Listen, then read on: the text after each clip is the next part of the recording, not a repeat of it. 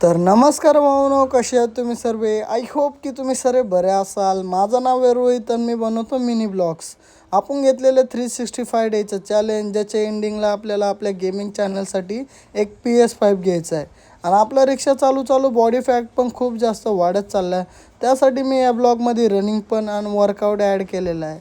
But आज उशिरा उठल्यामुळं मी running आणि वर्कआउट करत नाही. काल पण खूप जास्त उशीर झाला होता.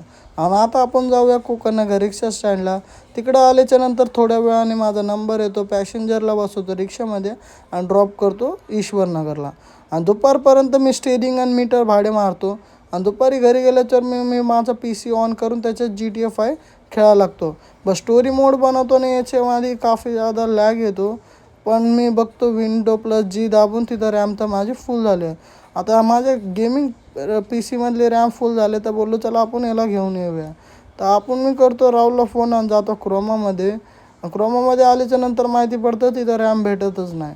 मी ऑफलाईन मार्केटमध्ये चेक करतो पण तिकडे तो खूप महाग असते.